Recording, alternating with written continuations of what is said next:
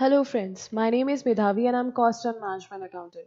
Management is a practice where science, art and craft meet. You must be thinking that why I'm coding a code on management just because of the fact that our today's topic is managing working capital. Management plays a very vital role in our day-to-day life, and now in this chapter we'll understand how managing of working capital is important in our business. So let's start with our first topic is managing inventories so inventories को manage करना important क्यों है just because of the fact कि अगर हम inventories को supplier से हम परचेज किया रॉ मटेरियल को रखने के लिए हमें वेयर हाउस चाहिए होगा। अगर हमारे पास खुद का गोडाउन नहीं होगा तो हमें वेयर हाउस की ज़रूरत होगी। तो उस वेयर हाउस को मैनेज करने के लिए रेंट देना पड़ेगा। ठीक है, अब उस वेयर हाउस से क्या होगा, हम प्रोडक्शन के लिए गुड्स लेकर जाएंगे तो ट्रांसपोर्टेशन का कॉस्ट लगेगा।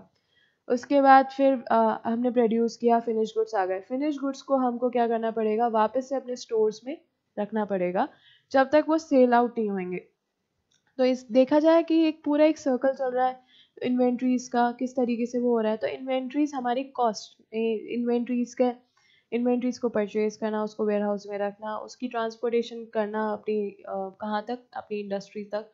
तो इन सारी चीज़ें हमारी कॉस्ट को ऐड करती जा रही हैं। अगर हम इन्वेंट्रीज का मैनेजमेंट अच्छे से करेंगे तो हमारी कॉस्ट रिड्यूस होगी। कॉस्ट रिड्यूस करने के तीन तरीके हैं हमारे कॉस्ट रिड्यूस करने के। बेसिकली तरीके तो दो हैं कॉस्ट रिड्यूस करने के लिए, लेकिन हम तीन तरीके से ऐसे देखेंगे।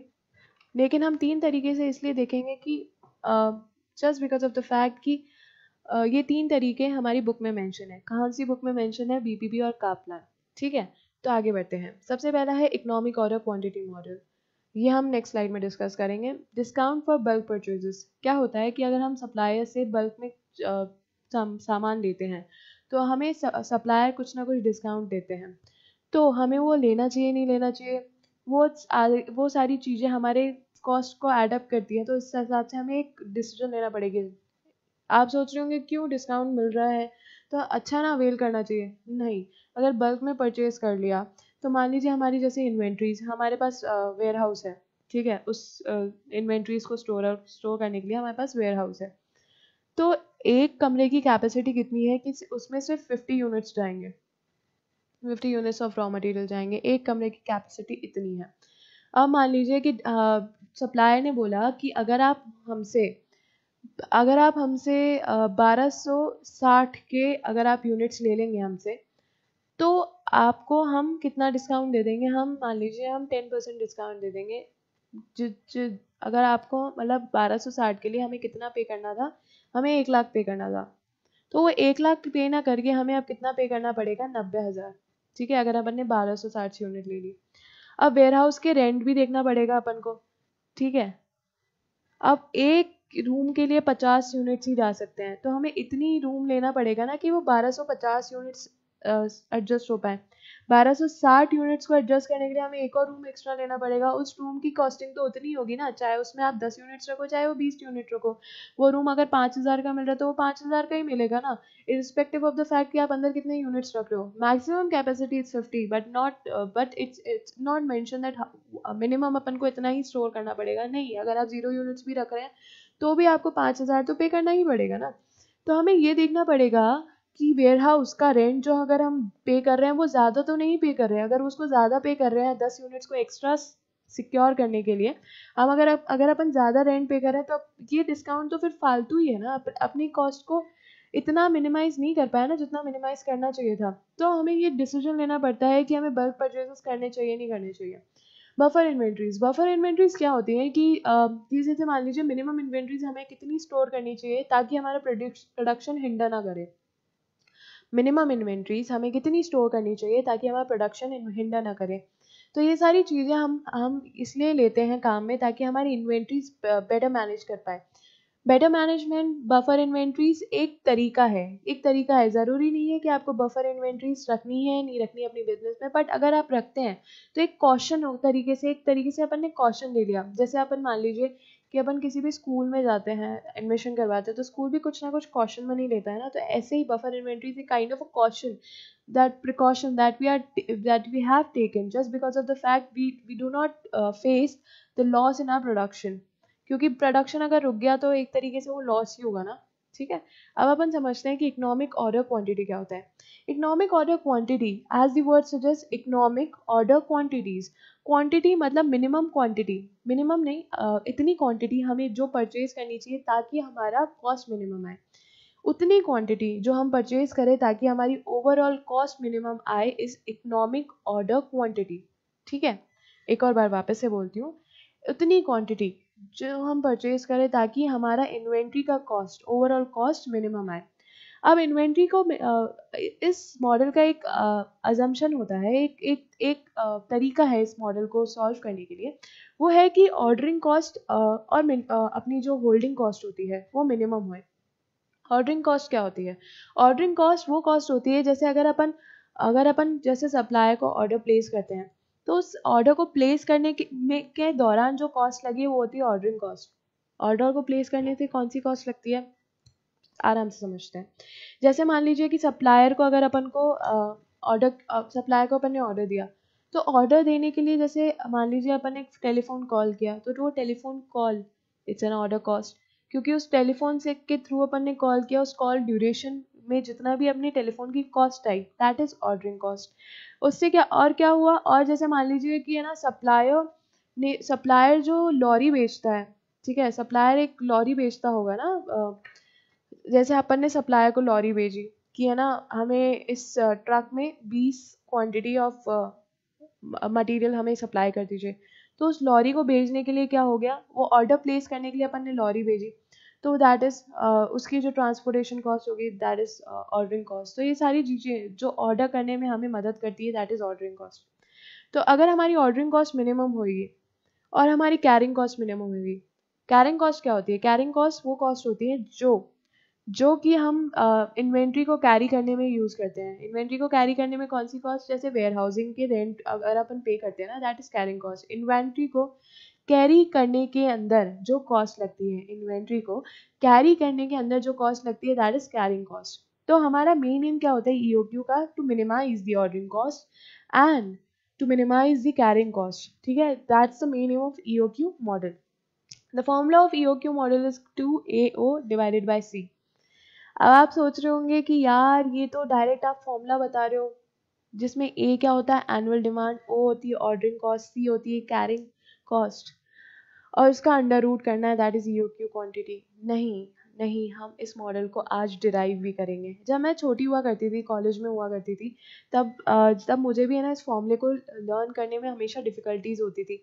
तो फिर क्या हुआ, मैंने उसका एक डेरिवेशन सीखा। उस डेरिवेशन को सीखने के बाद मुझे ये फॉर्मूला अभी तक याद है। ठीक है, तो अगर वो डेरिवेशन मैं आपको सिखाऊंगी तो ये फॉर्मूला आपको हमेशा याद हो जाएगा। तो किसी भी फॉर्मूले को लर्न करने के लिए क्या करना पड़ता है, हमें उसका मतलब समझना होता है। मैं हर वीडियो में आपको यही गुजारिश करती हूँ कि किसी भी फॉर्मूले को लर्न करने के लिए उसका मतलब समझ लीजिए, फॉर्मूला आपको आराम से याद हो जाएगा। तो स्टार्ट करते हैं हम इसका डेरिवेशन समझना। ठीक है, बहुत मजा आएगा। सबसे पहले ईओक्यू मॉडल का क्या एम होता है कि ऑर्डरिंग कॉस्ट और है ना कैरिंग कॉस्ट मिनिमम आए।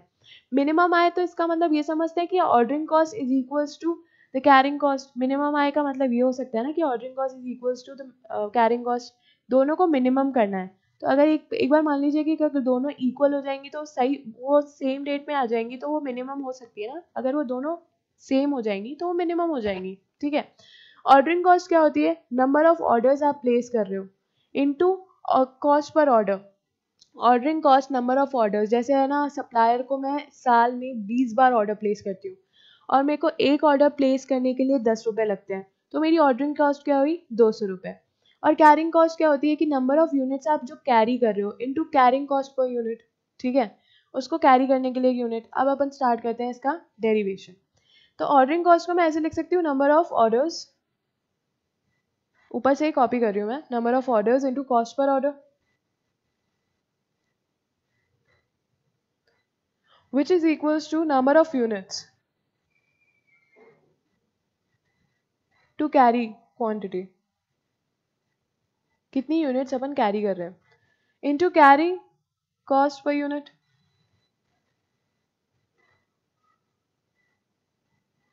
ठीक है, तो नंबर ऑफ ऑर्डर्स को मैं ऐसे लिख सकती हूँ जितने ऑर्डर्स मैं एनुअली पे करती हूँ। मैंने जैसे आपको बोला था कि साल में मैं 20 बार ऑर्डर प्लेस करती हूँ, ठीक है, तो नंबर ऑफ ऑर्डर्स को इस तरीके से लिख सकते हैं कि एनुअल डिमांड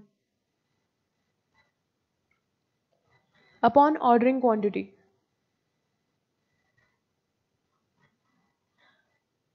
वो 20 बार ऑर्डर प्लेस करना, वो कैसे निकाला कि मेरी एनुअली, मेरी सालाना डिमांड कितनी है। मान लीजिए मेरी सालाना डिमांड है मेरी सालाना डिमांड है 400 यूनिट्स, ठीक है, और मैं क्वांटिटी कितनी ऑर्डरिंग क्वांटिटी कितनी ऑर्डर करती हूँ, मतलब ऑर्डर मैं कितनी बार, मतलब मैं सॉरी 4,000 तो 400 तो बहुत कम पड़ेगा। जैसे मान लीजिए कि मेरी एनुअल डिमांड आ रही है 40,000 यूनिट, ठीक है, एनुअल डिमांड है मेरी 40,000 यूनिट, और मेरी ऑर्डरिंग क्वांटिटी इतनी होए कि ये इक्वल टू 20 आ जाए, तो मेरी ऑर्डरिंग क्वांटिटी कितनी होगी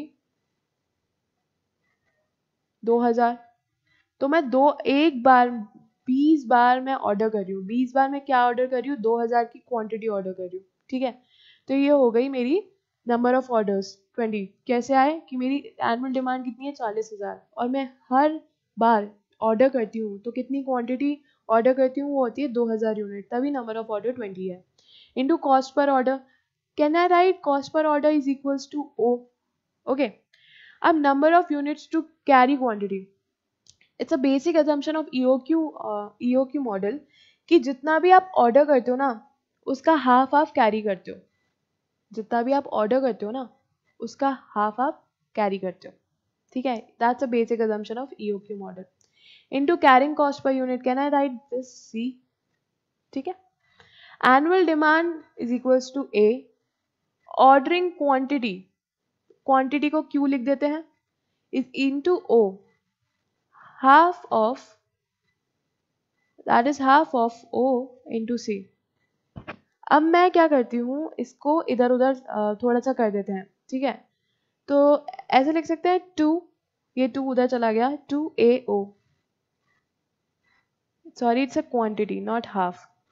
तो ये माना जाता है कि जितना भी आपने ऑर्डर किया ना उसका हाफ आप वो अपने कैरी करते हैं। तो that's was not O, that was QTY, ठीक है, quantity upon C is equals to quantity into quantity, तो मतलब क्वांटिटी स्क्वायर, दैट्स, अब इस square quantity into quantity square को मैं अगर इधर ले जाऊं तो वो अंडर रूट हो जाएगा, ठीक है। 2AO upon C is quantity, that is EOQ formula, ठीक है। इस फॉर्मूले ने अपन ने दो चीजें सीखी। सबसे पहले ये चीजें सीखी, ये एक बेसिक अजम्पशन है। बेसिक अजम्पशन सबसे पहला कि अगर ऑर्डरिंग क्वांटिटी, अपन को ऑर्डरिंग कॉस्ट और कैरिंग कॉस्ट को मिनिमाइज करना है तो उन दोनों को इक्वल करना पड़ेगा so as to minimise the ordering cost and carrying cost. Second assumption ये था कि जितनी भी आप क्वांटिटी ऑर्डर करते हो उसका कैरी आप कितना करते हो, हाफ, ठीक है। ये दोनों अजम्पशन है EOQ मॉडल के। आई होप आपको समझ में आ गया होगा ये फॉर्मूला। अब एक इलास्ट्रेशन करते हैं, इलास्ट्रेशन करने से आपको और कॉन्फिडेंस आएगा। The demand for a commodity is 40,000 units a year, ये दे रखी है हमें एनुअल डिमांड। हम साइड में लिखते जाते हैं हमारे को क्या क्या दे रखा है। ए दे रखा है हमें 40,000 यूनिट्स, ठीक है, एट अ स्टेडी रेट, मतलब एक कांस्टेंट रेट पे अपन को अपनी जो डिमांड है वो कांस्टेंट रेट पे है। It cost $20 to place an order, मतलब ऑर्डरिंग कॉस्ट क्या हो गई, ओ क्या दे रखी है $20, and 40 cents to hold a year. Carrying cost कितनी है हमारी 40 सेंट्स, तो अपन we can write it $0.040। Okay, find the order size to minimize the inventory cost. We want to minimize the inventory cost, and how can we minimize the inventory cost? By finding the EOQ. Just because of the fact the main agenda of the EOQ is to minimize the inventory cost, ठीक है। The number of order placed each year, कितने number of orders है अपन ने अभी भी निकाले थे 20 number of orders, ठीक है। The length of the inventory cycle and the total cost of holding the inventory for a year, ठीक है। एक एक करके अपन निकालना स्टार्ट करते हैं। सबसे पहले तो अपन को EOQ निकालना है, तो EOQ is equals to 2AO, 2A OH $20 divided by C का under root that is EOQ। ठीक है, उसके बाद just a minute,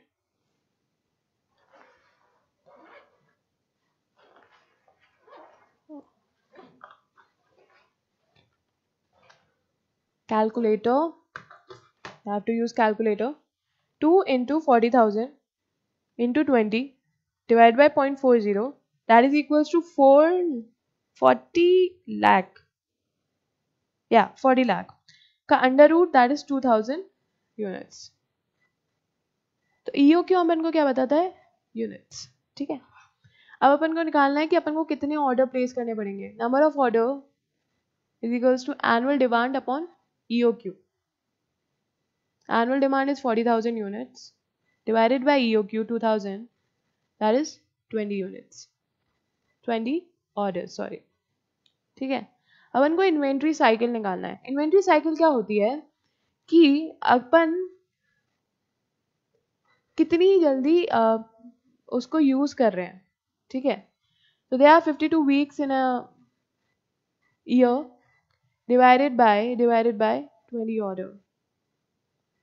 so we will get कि अपन को कितनी जल्दी उसको वापस से ऑर्डर करना पड़ेगा। So it's inventory cycle is 2.6 weeks. 2.6 weeks के बाद अपन को इसको ऑर्डर करना पड़ेगा। उसके बाद अपन को निकालना है कॉस्ट ऑफ होल्डिंग इन्वेंट्री। तो कॉस्ट कैसे निकालेंगे होल्डिंग इन्वेंट्री का, total cost of holding inventory. Total cost अपन कैसे निकालेंगे, ordering cost plus carrying cost plus purchase cost. Purchase cost अपन अभी यहाँ नहीं निकाल सकते, जिस द रीजन बिहाइंड इज कि अपन को परचेज प्राइस नहीं दे रखी है। ठीक है, ऑर्डरिंग कॉस्ट कैसे होकर निकालेंगे, number of orders in a year that is 20 into क्या करेंगे, the ordering price into 20 plus carrying. Carrying कैसे निकालते हैं कि नंबर ऑफ कैरिंग क्वांटिटी। तो अपन ने अभी अभी अजम्पशन पढ़ा था कि जितनी भी आप ऑर्डर करती हो क्वांटिटी उसको हाफ करते हैं और अपने कैरिंग प्राइस से मल्टीप्लाई करेंगे 40 सेंट्स। तो 20 into 20 is 400, so 2000 divided by 2 is 1000, 1000 into 0.40 is 400, so our total holding cost is $800।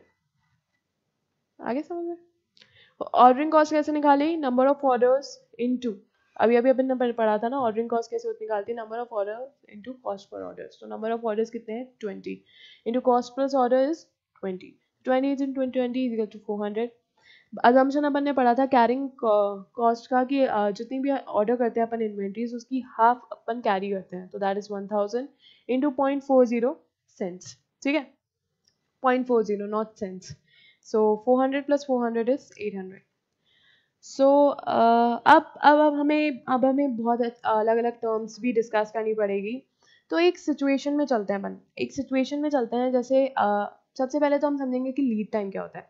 Lead time is a time जब तक अपन ने प्लेस किया ऑर्डर उसको आने में कितना टाइम लगा अपने अपने गोडाउन में, अपने इंडस्ट्री में, अपने जहाँ पर भी अपन स्टोर करते हैं इन्वेंट्री वहाँ तक आने में। जब तक जहाँ से अपन ने सप्लायर को ऑर्डर प्लेस किया तब से लेकर वो ऑर्डर हमें रिसीव करने तक कितना टाइम लगा, दैट इज लीड टाइम। और यूसेज क्या होता है, यूसेज वो होता है जैसे मान लीजिए कि हम अगर प्रोडक्शन कर रहे हैं तो कितना कितना प्रोडक्शन हो रहा है हमारे यहाँ पे, मतलब यूसेज के भी है ना वो होते हैं स्टेजेस होते हैं कि मिनिमम कितना प्रोडक्शन होता है हमारे प्रोडक्शन हाउस में, मैक्सिमम कितना होता है और नॉर्मल कितना होता है। ठीक है, तो अब एक हाइपोथेटिकल सिचुएशन लेते हैं ताकि हम आगे के टर्म समझ पाएँ कि हमारे जो मैक्सिमम टाइम लगता है, मैक्सिमम ज़्यादा हमारे पास जो मैक्सिमम जितना भी यूनिट प्रोड्यूस कर सकते हैं that is 50 and maximum lead time, the lead time कि सप्लायर के यहाँ से हमारे गुड्स आए दैट इज़ 4 days। नॉर्मल हमें जितना भी प्रोडक्शन, अगर नॉर्मल हम जितना प्रोडक्शन करते हैं एक दिन में that is 10 and the lead time, normal lead time supplier के यहाँ से हमारे पास माल आए that is 3 days। And the minimum is कि मिनिमम कम से कम हम 5 यूनिट्स प्रोड्यूस करते हैं एक दिन में, and minimum lease time supplier के यहाँ से हमारे पास गुड्स आने में 2 दिन लगते हैं, ठीक है। तो अब अब हम कब वो स्टेज आए हमारे पास, कब वो स्टेज आए कि हम वो रीऑर्डर करें सप्लायर को, हम जैसे रीऑर्डर करते रहते हैं ना कुछ क्वांटिटी हमें सप्लाई कीजिए, तो वो क्वांटिटी कब आए कि हम उसको सप्लायर को बोलें कि भाई अब हमें सप्लाई कर दीजिए, ठीक है। इकोनॉमिक ऑर्डर क्वांटिटी क्या होती है? इकोनॉमिक ऑर्डर क्वांटिटी वो क्वांटिटी होती है कि हम कितनी क्वांटिटी के ऑर्डर प्लेस करें ताकि हमारी कॉस्ट मिनिमम आए। और हम यहाँ पर क्या निकाल रहे हैं कि कितनी क्वांटिटी हमारे स्टॉक में पड़ी हो उसको हम उस इन्वेंट्री के स्टॉक पे रहने पर वो जैसे सैचुरेशन पॉइंट आ गया कि अब हमें कॉल करना पड़ेगा, तो that is reorder level. Reorder level कब कब रीऑर्डर करें, कब हम सप्लायर को कॉल करें और बोले कि हमें इन्वेंट्री सप्लाई कीजिए, that is reorder level.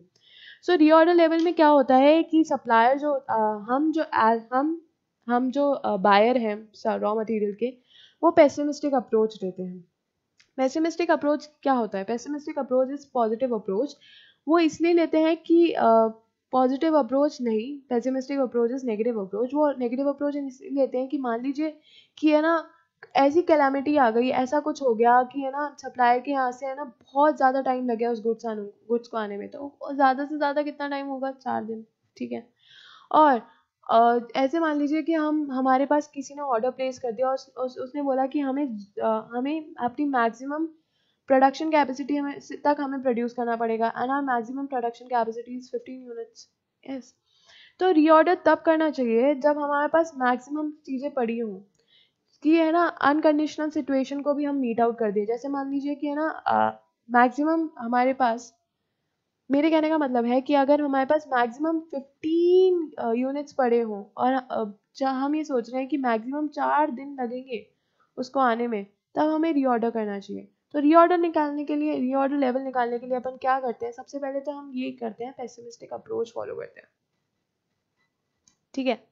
Pessimistic approach ये बोलती है कि खराब से खराब चीज़ें होने वाली है, कि एक वर्ड सिचुएशन लेके चल रहे हैं, ठीक है। तो अगर हमें अपन को रीऑर्डर लेवल निकालना है तो maximum usage into maximum lead time, maximum usage ज़्यादा से ज़्यादा अपन कितनी क्वांटिटी यूज़ कर लेंगे, ठीक है, दैट इज 15, और maximum lead time is 4 days. तो हमें इतने लेवल पे अपन को ऑर्डर कर लेना चाहिए, ताकि अनकंडीशनल सिचुएशन हम मीट आउट कर पाए, ठीक है, दैट इज रीऑर्डर लेवल। जैसे मान लीजिए कि है ना इस एग्जांपल को छोड़ते हैं, मैं मान लीजिए कि मैं ना मेरे पास जो वेयर हाउस है ना उसमें 1 लाख यूनिट्स रखती हूँ मैं, ठीक है। अब 1 लाख यूनिट्स में तो डेली डेली प्रोडक्शन भी हो रहा है, ठीक है।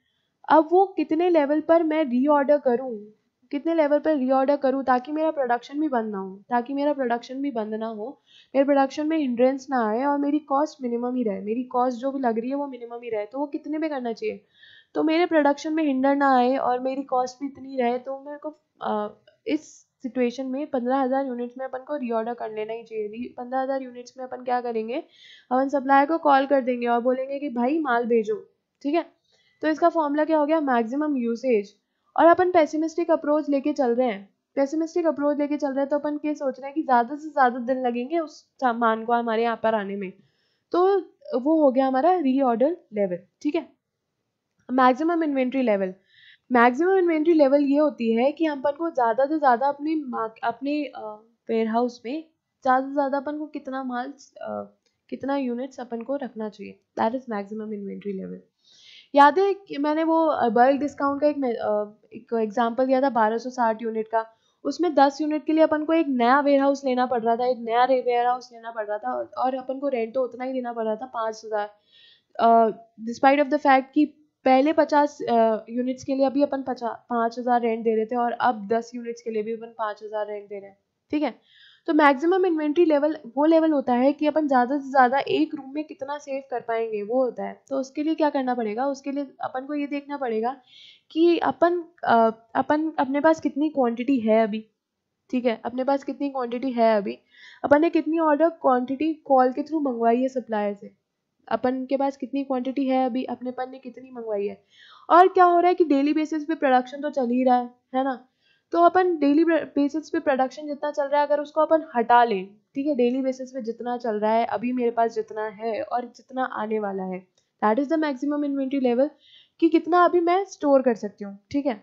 तो अब इसके लिए क्या करेंगे, सबसे पहले अपन करेंगे इन reorder level. Reorder level is a level in which we are calling the supplier कि नहीं अब मुझे माल चाहिए, वो लेवल आ चुका है, वो पॉइंट आ चुका है कि अब मुझे गुड्स चाहिए।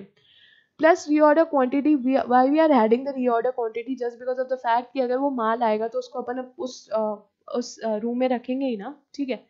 And minus minimum usage into minimum lead time.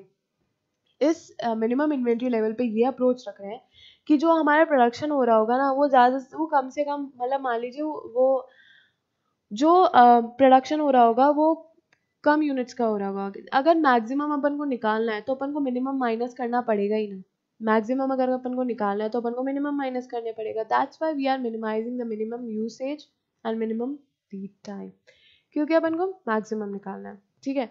I hope आपको ये लॉजिक समझ में आ गया होगा कि reorder level plus reorder quantity क्यों करें। Reorder level is the level which we are having in the warehouse and reorder quantity which we have called from the supplier and that's on the way, ठीक है। And why we are minimising, just because of the fact कि कुछ ना कुछ production चल ही रहा होगा, कुछ ना कुछ प्रोडक्शन चल ही रहा होगा, तो वो माल भी हटता जा रहा होगा ना धीरे धीरे, तो तभी हम ये सोच के चल रहे हैं कि हाँ कुछ ना कुछ निकलता जा रहा है, तभी हम मिनिमम को माइनस कर रहे हैं, ठीक है। मिनिमम यूसेज और minimum lead time, minimum lead time इसलिए माइनस कर रहे हैं क्योंकि अपन ने एक पैसिमिस्टिक अप्रोच ले रखी है कि अपन मैक्सिमम कितना कितना लग सकता है उस सप्लायर के वहां से माल को आने में, ठीक है। मिनिमम इन्वेंट्री और buffer safety stock, minimum inventory और बफर सेफ्टी स्टॉक अपन क्यों रखते हैं, अपन ने फर्स्ट स्लाइड में भी डिस्कस किया था कि बफर इन्वेंट्रीज क्या होती है। बफर इन्वेंट्रीज वो इन्वेंट्रीज होती हैं कि अपन वो मिनिमम अपने स्टॉक में रखना चाहिए, एक डेंजर लेवल नहीं होता कि है ना उसके आते ही अपने प्रोडक्शन में अब हिंड्रेंस आना चालू हो जाएगी, तो ऐसा ही है कि अगर अभी बफर इन्वेंट्री मतलब मिनिमम इन्वेंट्री अपने वेयर हाउस में नहीं रही और कुछ अनकंडीशनल सिचुएशन आ गई, माल वहां से नहीं आ पा रहा, अपन ने ऑर्डर प्लेस कर दिया और सप्लायर के यहाँ से माल नहीं आ पा रहा, तो अपने पास वो बफर स्टॉक होना चाहिए ना to meet out the production, ताकि अपना प्रोडक्शन भी चलता रहे। अब मिनिमम इन्वेंट्री कैसे निकालें, मिनिमम इन्वेंट्री निकालने का एक बहुत आसान सा तरीका है। मिनिमम इन्वेंट्री निकालने के लिए अपन ये देखेंगे कि जो अपना वेयर हाउस से जो अपना सप्लायर के यहाँ से गुड्स आया, ट्रोली आई, ट्रक रुका अपने यहाँ पे, ट्रक कहाँ पर रुका, अपने यहाँ पे वेयर हाउस पे रुका, उसके उस जैसे ट्रक रुका और अपन देख लें कि अपने अपने पास कितनी इन्वेंट्रीज पड़ी हैं, that is the minimum inventory, that is the minimum inventory. Logic है इसके पीछे, समझना। मिनिमम इन्वेंट्री इतनी रखनी चाहिए ताकि वो डेंजर लेवल आ गया, ताकि अपना प्रोडक्शन हिंडर ना करे। अब मिनिमम इन्वेंट्री निकाले कैसे, मिनिमम इन्वेंट्री निकालने का बहुत आसान तरीका ये है कि ये देख लो कि जब वेयर हाउस पे वो ट्रक आया, लॉरी आई, कौन सी लॉरी आई, जो अपन ने रीऑर्डर क्वांटिटी EOQ जो अपने पास आया, उसको उतरने से पहले अपने पास कितनी क्वांटिटी पड़ी है, that is the minimum quantity. तो that's why we are minimising the reorder level. Reorder level से अपन क्या माइनस कर रहे हैं, normal usage into normal lead time, क्योंकि कुछ ना कुछ तो प्रोडक्शन चल रहा होगा ना, तो मिनिमम इन्वेंट्री निकालने के लिए हम ये सोच रहे हैं कि जो भी प्रोडक्शन चल रहा होगा ना उसका स्केल नॉर्मल तरीके से चल रहा है, दैट्स व्हाई। और रीऑर्डर लेवल से क्यों माइनस कर रहे हैं, रीऑर्डर लेवल से इसलिए माइनस कर रहे हैं क्योंकि रीऑर्डर लेवल से ही तो प्रोडक्शन के वहां पर माल जा रहा है, प्रोडक्शन के लिए सप्लाई हो रहा है माल रीऑर्डर लेवल से, तो that's why we are minimising the normal usage and normal lead time, just because of the fact that we are thinking कि नॉर्मल स्केल पे प्रोडक्शन हो रहा होगा, ठीक है। पहले मैक्सिमम इन्वेंट्री लेवल के लिए अपन ने मिनिमम क्यों माइनस किया, मिनिमम इसलिए माइनस किया क्योंकि मैक्सिमम निकालने के लिए अपन को मिनिमम माइनस करना पड़ेगा, okay.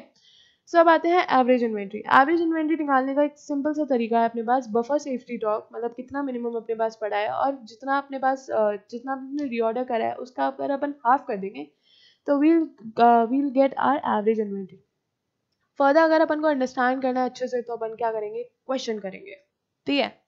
A company has an inventory, S2 दोबारा आ गया। A company has an inventory management policy which involves ordering 50,000 units when the inventory level falls to 15,000 units. तो अपन कितना ऑर्डर करेंगे, अपनी ऑर्डरिंग क्वांटिटी अपन को दे रखी है EOQ सॉरी,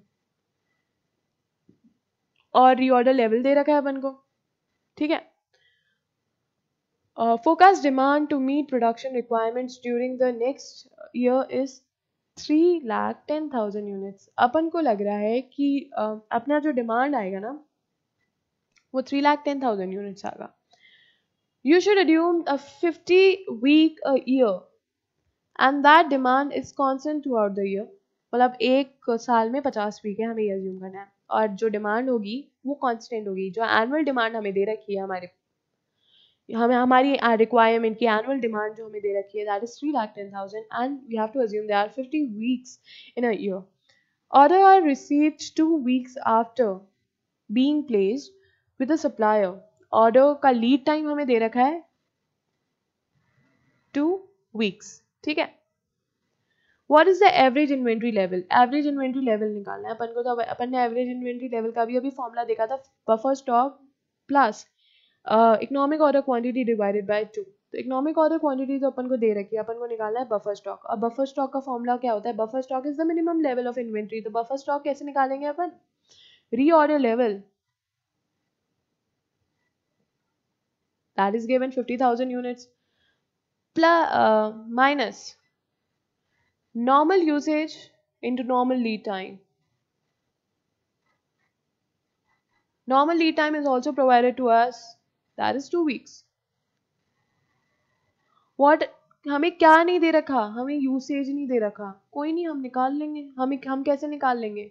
यूसेज निकालना है अपन को। तो अपन को ये दे रखा है कि एनुअल डिमांड कितनी है अपने पास। Annual demand divided by the number of weeks. इससे आ जाएगा यूसेज कि है ना, हाँ हम कितना यूज कर रहे हैं। That is 6,200 units normally upon use करते हैं प्रोडक्शन के लिए। और ये भी दे रखा है कि कांस्टेंट है demand through out the year, ठीक है। तो अब निकालना स्टार्ट करें। रीऑर्डर लेवल है 15,000 units minus normal usage is 6,200 into normal lead time. Normal lead time कितना दे रखा है? 2।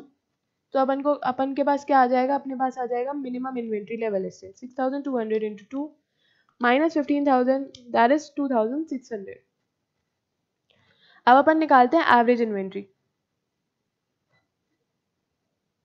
Average inventory is equals to buffer stock that is 2,600 units plus EOQ अपन को जितना दे रखा है divided by 2 that is 25,000। 50,000 divided by 2 plus अगर अपन ये करेंगे that is 27,600 units। That's our average inventory, ठीक है। Reorder amount divided by 2 50,000 units दे रखे हैं अपन को, okay। Assumption of EOU।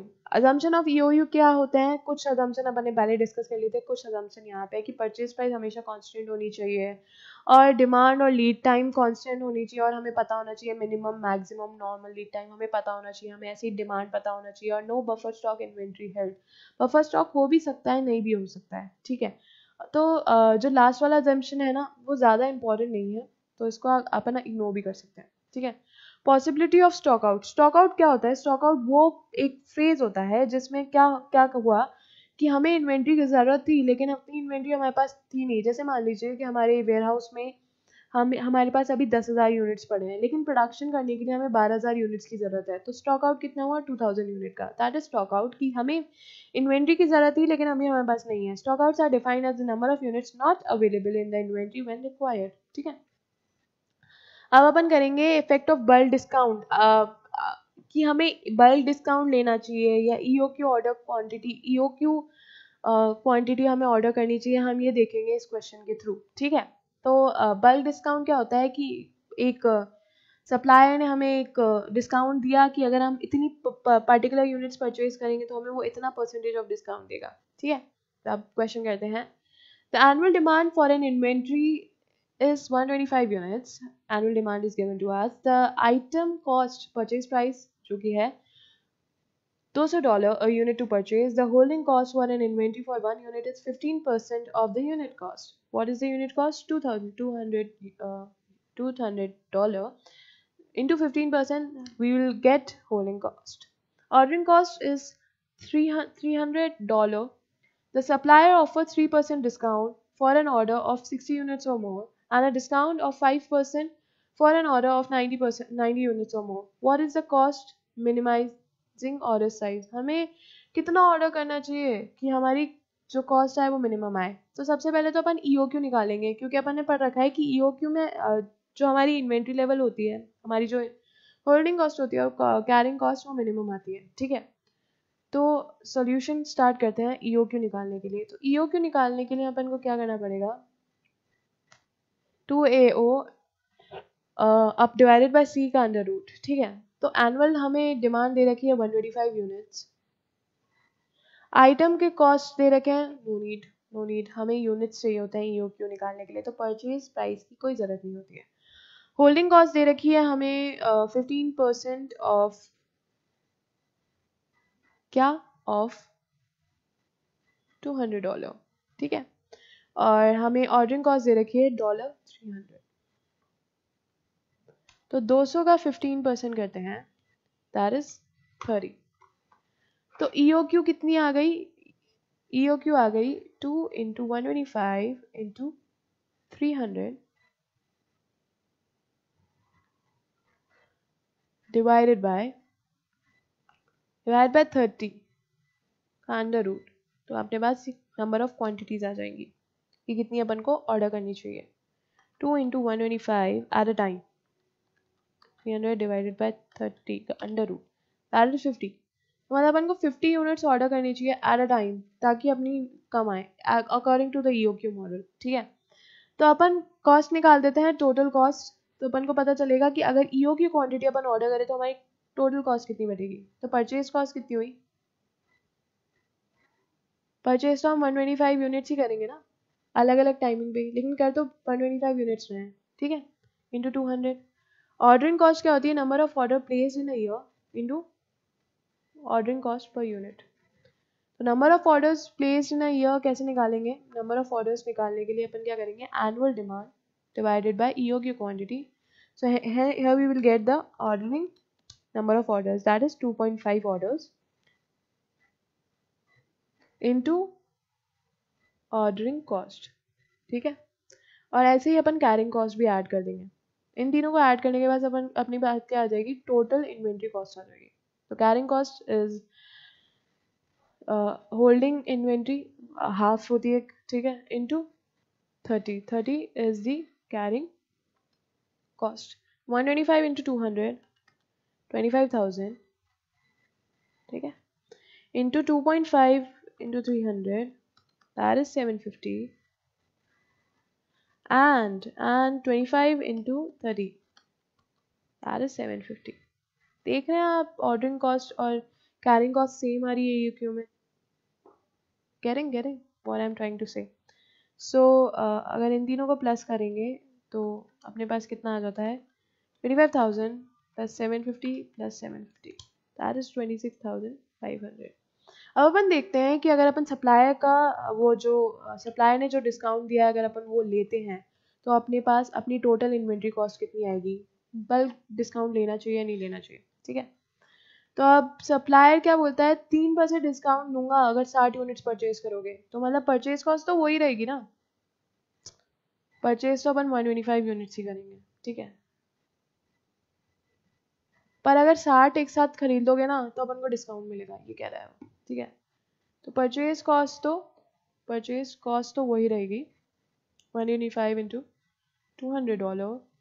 जो चेंज आएगा ना वो ऑर्डरिंग कॉस्ट में आएगा, just because of the fact कि order number of orders change हो जाएंगे।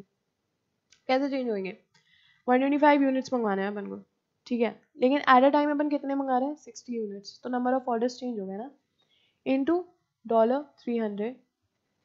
और कैरिंग कॉस्ट क्या होती है कि अपन ने कितना ऑर्डर प्लेस किया at a time, that is 60 divided by 2 into carrying cost that is 30। तो इससे अपना कितना आएगा, टोटल क्या अपन क्या निकाल रहे हैं, इन्वेंट्री कॉस्ट। ठीक है, तो 125 × 200 is 25,000। 125 divided by 60 that is 2.083333 into 300 we'll get 625 round off, and 30 into 30 is 900। ठीक है, 25,000 into plus 625 plus 900 is 26,525। और पहले अपनी इन्वेंट्री कॉस्ट कितनी आ रही थी, 26,500। 500. Just a second. 100.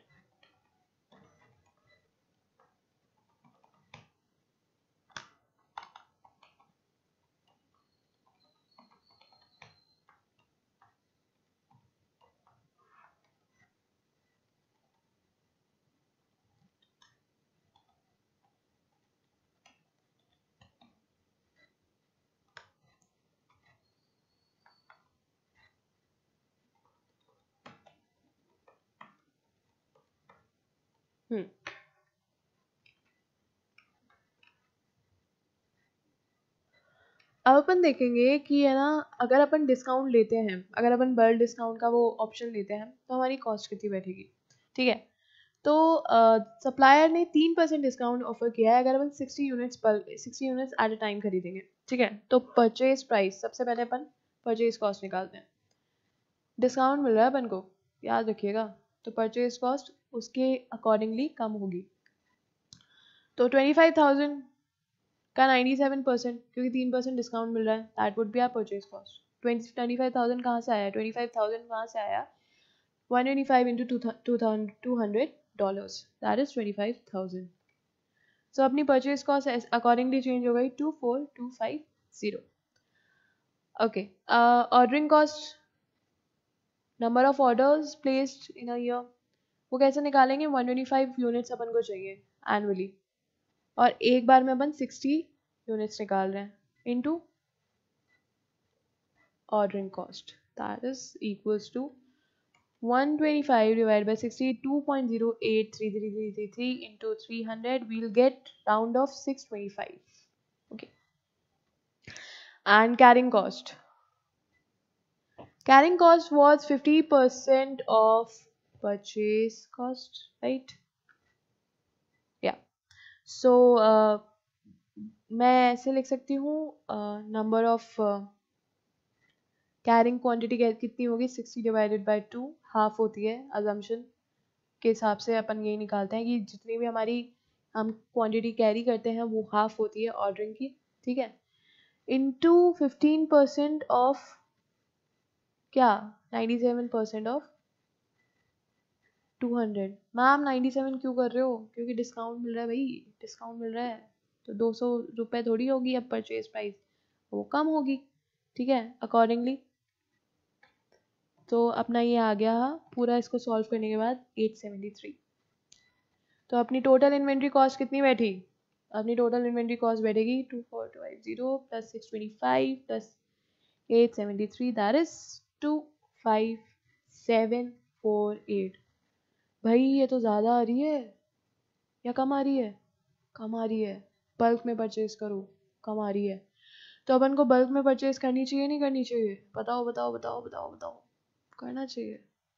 ठीक है, ईओ की क्वांटिटी में तो 26,500 आ रही थी, और अगर अपन नहीं कर रहे तो 25,748 आ रही है। ये तो था 60 यूनिट का केस। अब 90 यूनिट का केस भी देख लेते हैं कि अगर अपन एट अ टाइम 90 यूनिट्स करते हैं ऑर्डर, तो अपन को कितना डिस्काउंट मिल रहा है? अपन को 5% डिस्काउंट मिल रहा है। तो अकॉर्डिंगली अपनी परचेज कॉस्ट कितनी होगी? 25,000 का 95% कर दो।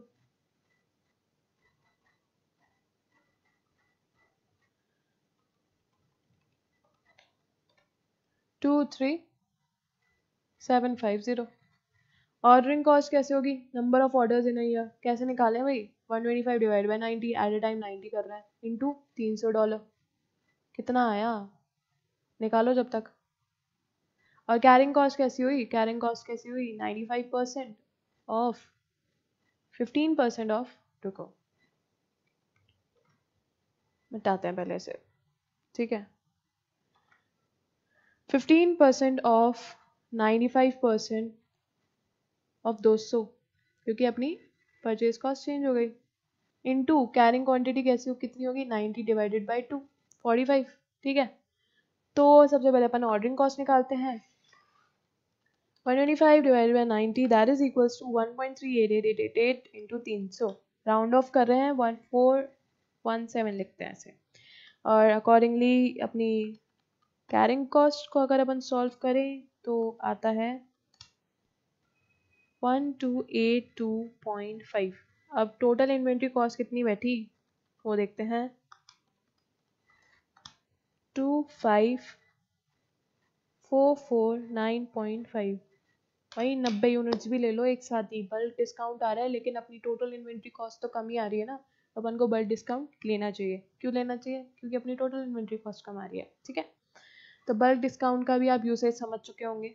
आगे बढ़ते हैं, एक और क्वेश्चन करते हैं। परचेज प्राइस दे रखी है अपन को 96 पर यूनिट, एनुअल डिमांड हमें 4000 यूनिट दे रखी है, ऑर्डरिंग कॉस्ट दे रखी है अपन $300, annual holding cost that is carrying cost 10% of the purchase price 96 per unit। ठीक है, इकोनॉमिक ऑर्डर क्वांटिटी दे रखी है अपन को, थैंक गॉड ईओक्यू नहीं निकालना पड़ेगा, पर total inventory cost at EOQ तो निकालना ही पड़ेगा ना। अब अपन को करना है डिसाइड कि कंपनी को 1000 यूनिट एट अ टाइम लेना चाहिए, प्लेस करना चाहिए उतना का ऑर्डर, ताकि अपन 8% डिस्काउंट अवेल कर पाए। भाई स्टार्ट करते हैं। ये वाला क्वेश्चन तो आप आराम से कर पाएंगे। आप है ना वीडियो पॉज कर दीजिए और खुद कीजिए, फिर देखिए कि आपका आंसर और मेरा आंसर मैच कर रहा है नहीं कर रहा। ठीक है, तो पहले अपन क्या करेंगे, ईओक्यू क्वांटिटी पर इन्वेंट्री कॉस्ट निकालेंगे।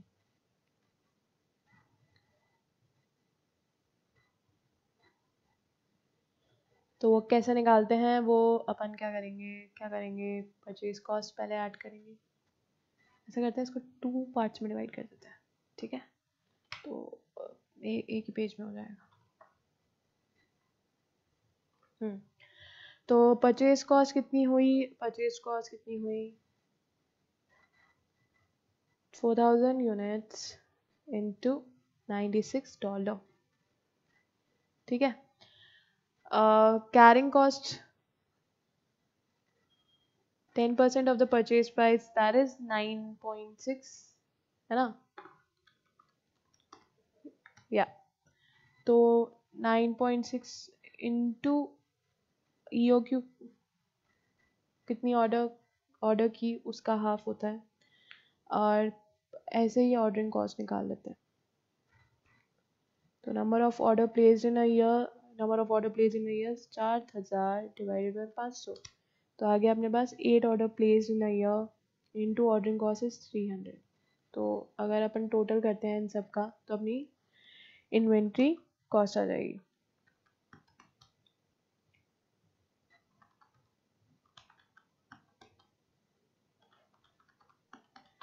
और ये आ गई 38,66,400 $38,66,400। ठीक है, अब अपन निकालते हैं कि अपन अगर अब डिस्काउंट लेते हैं, अवेल करते हैं, तो अपनी कितनी होएगी। परचेज कॉस्ट अकॉर्डिंगली 8% कम हो जाएगी।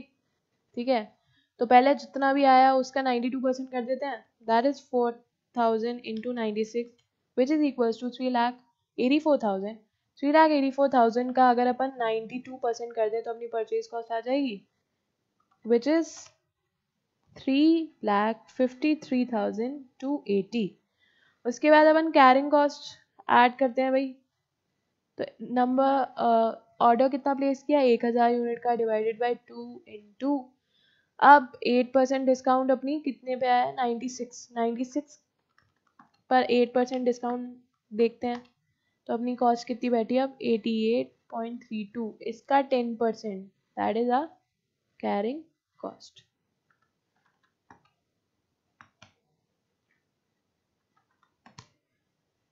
फोर 416। ठीक है, और ऐसे ही अपन ऑर्डरिंग कॉस्ट निकालते हैं। Number of order placed in a year 4000 units divided by 100। एक बार में कितने आप प्लेस कर रहे हो, 1000 यूनिट्स ऑर्डर मंगा रहे हैं आप, into $300, that is 4 into 300 which is 1200। अब अपन तीनों को ऐड कर देते हैं और देखते हैं कि बल्क डिस्काउंट का अपन को लेना चाहिए नहीं लेना चाहिए। ऑप्शन मेरे को तो लग रहा है लेना चाहिए, क्योंकि कम ही आएगी कॉस्ट, और हाँ कम आई 3,58,896। तो ज़रूरी नहीं है कि ईओक्यू क्वांटिटी अगर अपन परचेज करें तो अपनी मिनिमम आए, अगर बल्क डिस्काउंट अपन लेते हैं तो भी मिनिमम आ सकती है हमारी कॉस्ट। तो हमें खुद एनालाइज करना पड़ेगा कि बल्क डिस्काउंट का ऑप्शन लेना चाहिए या नहीं लेना चाहिए। ठीक है, आगे बढ़ते हैं।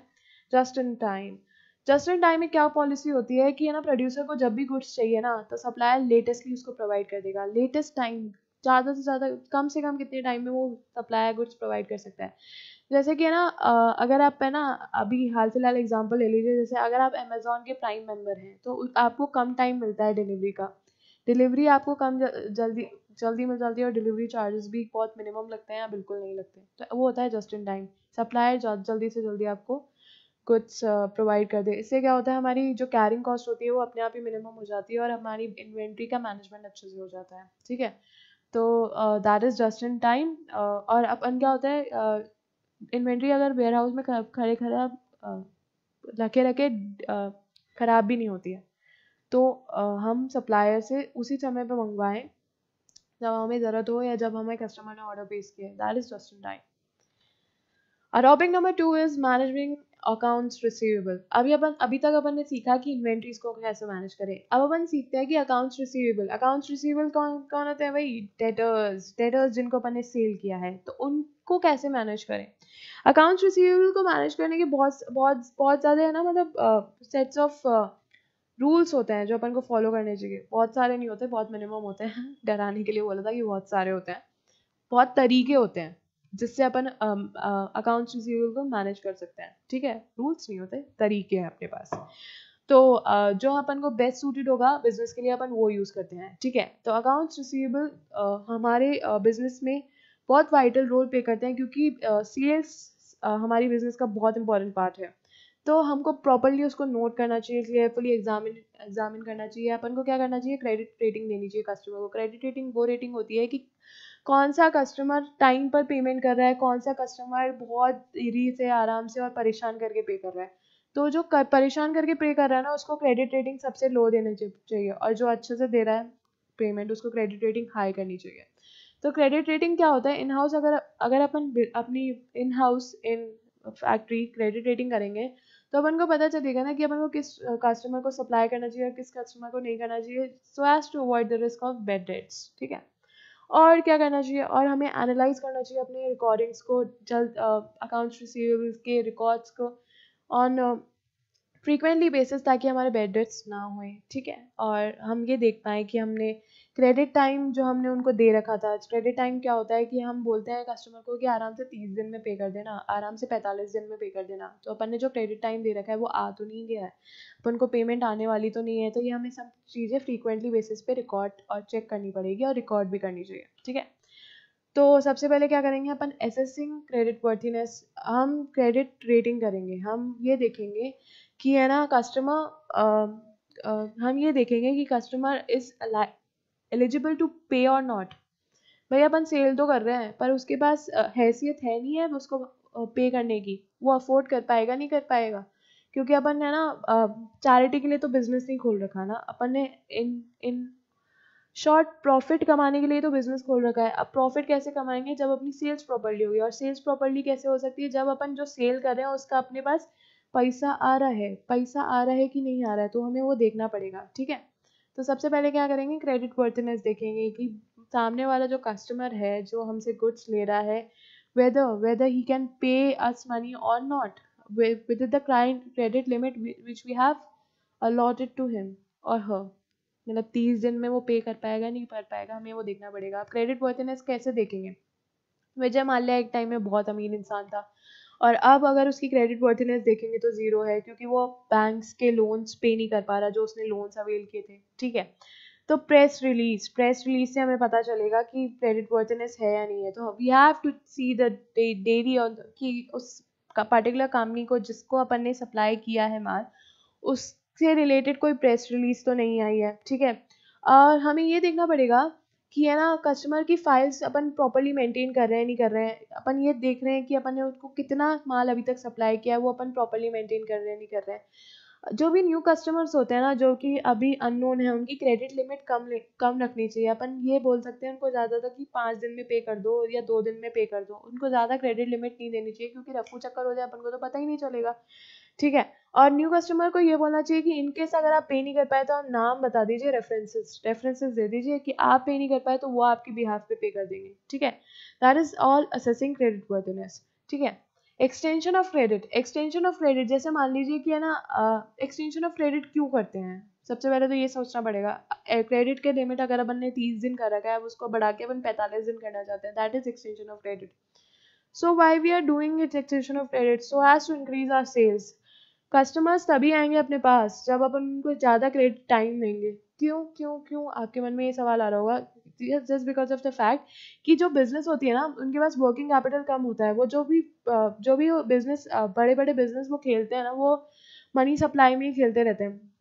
तो उन्होंने जहाँ पे इन्वेस्ट कर रखा है मनी, वहां से अगर रिटर्न आएगा, जब तक रिटर्न आएगा तभी तो वो पे कर पाएंगे ना. तो जिस कंपनी का क्रेडिट पीरियड ज़्यादा होगा, वो उसी कंपनी में है ना, उसी कंपनी से माल खरीदना पसंद करेंगे, ताकि वो उनके इन्वेस्टमेंट के आने तक के उससे मैच कर पाए. ठीक है, तो हमारी सेल्स बढ़ेगी, हमारी सेल्स बढ़ेगी तो हमारी प्रॉफिटेबिलिटी बढ़ेगी. अगर हमारी प्रॉफिटेबिलिटी बढ़ेगी तो हमारे पास क्या होगा, डेट कलेक्शन का ज़्यादा होगा पीरियड.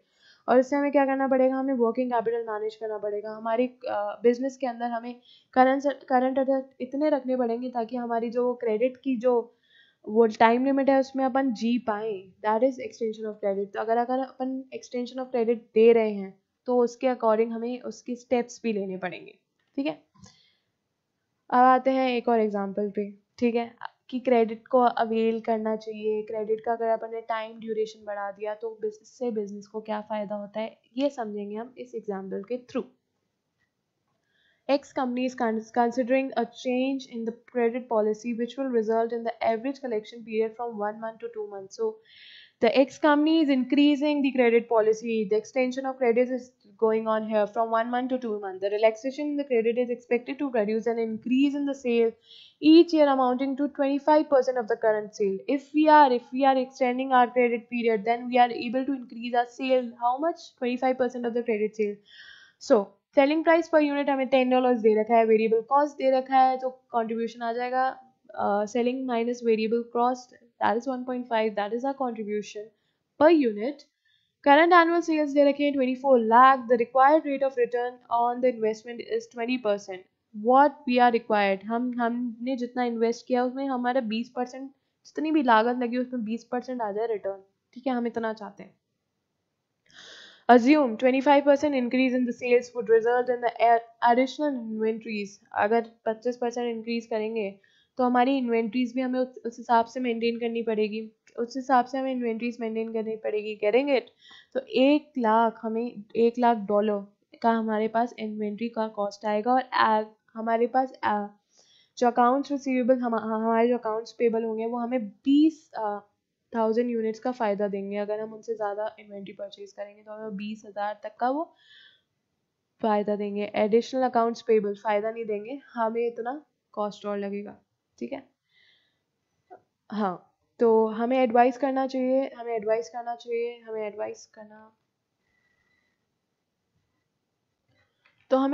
करना है कि कस्टमर्स को क्रेडिट लेना चाहिए. अगर कस्टमर क्रेडिट लेते हैं तो हमारे अंदर हमारी बिजनेस में क्या फ़र्क पड़ेगा. सो सबसे पहले ए पार्ट पे वर्क करते हैं. ऑल द कस्टमर्स ने सारे कस्टमर्स ने 2 मंथ्स का क्रेडिट अवेल कर दिया. ठीक है, तो लेट्स स्टार्ट आवर सॉल्यूशन. तो अगर कस्टमर ने लिया तो हमारे कंट्रीब्यूशन कितना बढ़ेगा. सबसे पहले तो अपन को ये देना पड़ेगा, हमें सबसे पहले ये देखना पड़ेगा हमारी सेल्स कितनी बढ़ी. तो सेल्स अभी तो कितनी है, 2,40,000.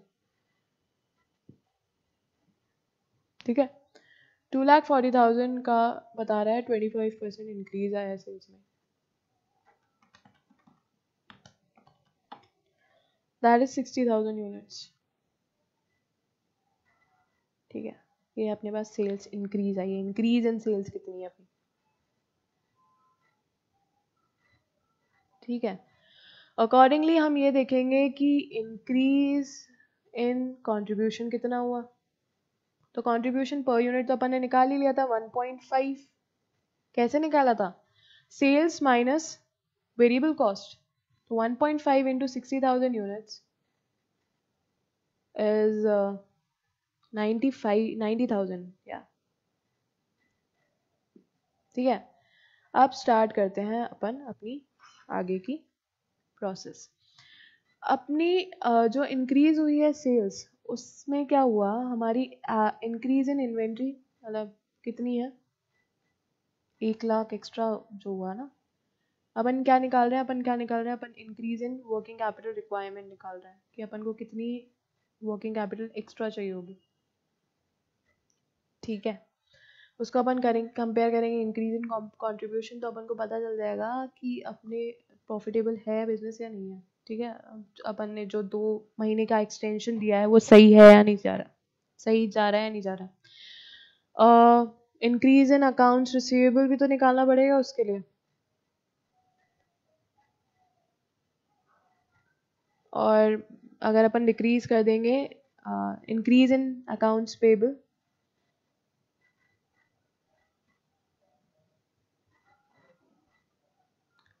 तो अपने पास क्या आ जाएगा, जो वर्किंग कैपिटल हमें एक्स्ट्रा चाहिए वो आ जाएगी अपने पास। ठीक है, तो अब अपनी increase in accounts payable, upon increasing accounts receivable निकाल रहे हैं। ठीक है, तो पहले क्या होता था, 1 महीना अपन क्रेडिट देते थे, अपनी सेल्स होती थी 2,40,000 यूनिट्स की। ठीक है, और अपनी सेल्स का अमाउंट कितना दे रखा है, 10,000, तो 24 लाख की जो सेल हो गई, 24 लाख की सेल करते थे और उसमें अपन क्रेडिट पीरियड देते थे 1 महीने का। ठीक है, लेकिन अपन अपनी अभी कितनी सेल कर रहे हैं, 30 लाख की सेल कर रहे हैं और क्रेडिट पीरियड दे रहे हैं 2/5 का, 2/12 का। तो इन दोनों का डिफरेंस जो भी होगा ना, that is our increase in accounts receivable. तो 24 लाख डिवाइड बाय 12 करेंगे, that is equals to 2 lakh, और अब कितना हो गया, 30 लाख का 2/12, that is equals to 5 lakh. तो 3 lakh is increase in accounts receivable, मतलब 3 लाख एक्स्ट्रा मिल रहे हैं अपन को 25% एक्स्ट्रा सेल करने से। ठीक है, 3 लाख अपन को एक्स्ट्रा वो टेन्योर, वो अकाउंट्स रिसीवेबल का टेन्योर पड़ा है, और अकाउंट्स पेबल का 20,000 दे रखा है अपन को। हम माइनस क्यों कर रहे हैं, क्योंकि अपन को वर्किंग कैपिटल का रिक्वायरमेंट निकालना है, और वर्किंग कैपिटल के रिक्वायरमेंट के लिए क्या करते हैं अपन, current assets minus current liabilities. तो ये अपनी एसेट्स हैं और accounts payable is are liability. तो 1 lakh plus 3 lakh minus 20,000, that is equals to 3,80,000। हमारी वर्किंग कैपिटल की इंक्रीज हो गई 3,80,000, और हमारी इंक्रीज इन कंट्रीब्यूशन कितना है, 90,000। सो हम देखते हैं कि हमारे जो रिटर्न की परसेंटेज है रिक्वायर्ड रिटर्न से ज़्यादा आ रही है, नहीं आ रही है। रिक्वायर्ड रिटर्न की परसेंटेज कितनी दे रखी है, 20%, और हमारी जो परसेंटेज आ रही है वो आ रही है 23.6।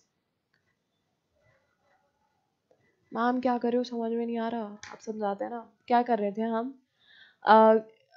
Increase in contribution upon increase in working capital in 200। Why we are doing it, क्योंकि हम निकाल रहे हैं कि हमारी जो रिक्वायर्ड रेट ऑफ रिटर्न दे रखी है, रिक्वायर्ड रेट ऑफ रिटर्न कितनी दे रखी है, 20%। उससे ज़्यादा आ रही है, नहीं आ रही है, क्या ज़्यादा नहीं आ रही है, कि जो हम इंक्रीज कर रहे हैं वर्किंग कैपिटल का, और जो हमारा उससे उस इंक्रीज से हमारे जो कॉन्ट्रीब्यूशन इंक्रीज हो रहा है, कॉन्ट्रीब्यूशन क्या, ओवरऑल जो प्रॉफिट इंक्रीज हो रहा है, जिसमें अपन फिक्स कॉस्ट को अब इन साथ में ले रहे हैं, प्रॉफिट प्लस फिक्स कॉस्ट को अपन अभी क्लब कर रखे हैं, वो अपना इंक्रीज आ रहा है, नहीं आ रहा, वो इंक्रीज हो रहा है। स्टेट रेट दे रखी है 20%, whereas we are earning 23.68%, so yes we should increase our credit terms just because of the fact क्या इंक्रीज, हम हमारी रिक्वायर्ड रेट ऑफ रिटर्न बढ़ी रही है। अब बी पॉइंट क्या कहता है, existing customer do not change their payment habit. भाई अभी जो चल रहे हैं कस्टमर, उन्होंने तो बोला कि भाई हम तो 1 महीने में पे करेंगे, only new customers take full credit. भाई नए कस्टमर्स ही ले रहे हैं पूरे क्रेडिट, तो मतलब 60,000 वाले जो 60,000 यूनिट्स जो बेच रहे हैं ना, वही फायदा ले रहे हैं, बाकी नहीं ले रहे। तो कोई बात नहीं, तो उनके अकॉर्डिंगली अपन करते हैं कैलकुलेशन। इंक्रीज इन इन्वेंट्री तो अपन को दे रखी है भाई 1 लाख। ठीक है, इंक्रीज इन अकाउंट्स पेबल,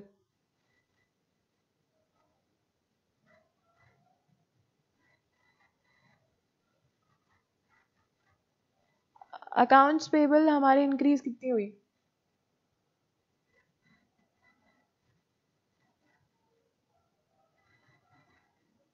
सिर्फ जो नए कस्टमर्स हैं, सॉरी रिसीवेबल, सिर्फ जो नए कस्टमर हैं वही अवेल कर रहे हैं भाई ये बेनिफिट, ये याद रखिएगा।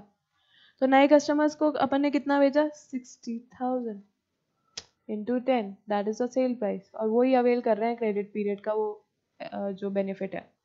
तो अकॉर्डिंगली कितना आया, 6 लाख का 2/12, 1 लाख। और माइनस क्या कर रहे हैं, increase in accounts payable, working capital requirement निकाल रहे हैं ना। तो हमारी अकॉर्डिंगली वर्किंग कैपिटल कितनी requirement I, 1,80,000।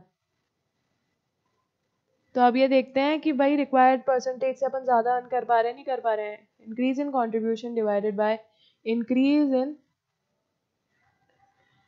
Working capital requirement into 100 which is equal to 50%। अभी भी भाई क्रेडिट पीरियड इंक्रीज करना चाहिए क्योंकि फायदा हो रहा है, रिक्वायर्ड रेट ऑफ रिटर्न से अपन ज़्यादा कर रहे हैं। इस आंसर में अपन ने सब कुछ इंक्रीज के टर्म्स में ही निकाला है कि अगर हम ये चीज़ कर रहे हैं तो उससे हमारे एडिशनल बेनिफिट क्यों हो रहा है। एक काइंड ऑफ कंपैरिजन कर रहे हैं ना अपन कि अभी एग्जिस्टिंग से हमारे को कितना फायदा हो रहा है, तभी हमने इसको इंक्रीज करके निकाला है सब चीज़ों को। ठीक है, आगे आते हैं। आगे वाला टॉपिक है early settlement discount and bad debt risk. कुछ अगर हम चाहें तो हमें ना जल्दी से पैसा भी मंगवा सकते हैं अपने डेटर से, उनको झांसे में फंसा के। झांसे में कैसे फंसा के, हम उनको बोलेंगे कि भाई अगर आप 10 दिन में पे कर देंगे ना तो हम आपको जो 1 लाख का पेमेंट करना था ना उस पर अपन 2% डिस्काउंट दे देंगे, तो हमारे पास 10 दिन के अंदर 98,000 आ जाएंगे। भाई अब अपन क्यों अर्ली डिस्काउंट का झांसा क्यों दे रहे हैं, क्योंकि अपन को वर्किंग कैपिटल नीड हो सकती है, उसको मीट आउट करने का सबसे आसान तरीका क्या है कि अपन डेटर से पैसा मंगा लें। ठीक है, इसलिए तो अपन क्या कर रहे हैं, अपन क्रेडिट पीरियड जो अपने है उसको शॉर्टन कर रहे हैं और उसके बदले पे अपन डिस्काउंट दे रहे हैं उनको। Bed date risk, bed date risk क्या होती है कि है ना, जैसे अगर अपन ने अभी अभी देखा कि अपन ने क्रेडिट पीरियड इंक्रीज किया, अब क्रेडिट पीरियड इंक्रीज करने से क्या होगा, हमारे पास क्या होगा, बेड डेट्स बढ़ सकते हैं, बेड डेट्स होने के चांसेस ज़्यादा हो सकते हैं। तो वो सारे डिसीजंस लेने से पहले अपन ये देखेंगे कि हम बेड डेट्स रिस्क को मीट आउट कर पा रहे हैं या नहीं कर पा रहे हैं। ठीक है, ताकि अगर हम एक्स्ट्रा हायर सेल्स कर रहे हैं, एडिशनल इन्वेस्टमेंट कर रहे हैं, तो हमें ये भी ध्यान रखना पड़ेगा कि हमारे बेड डेट रिस्क होंगे नहीं होंगे, कितने होंगे, कैसे होंगे, ये सारी चीज़ें हमें देखनी पड़ेगी। आता है factoring, next topic factoring. Factoring is a very interesting topic.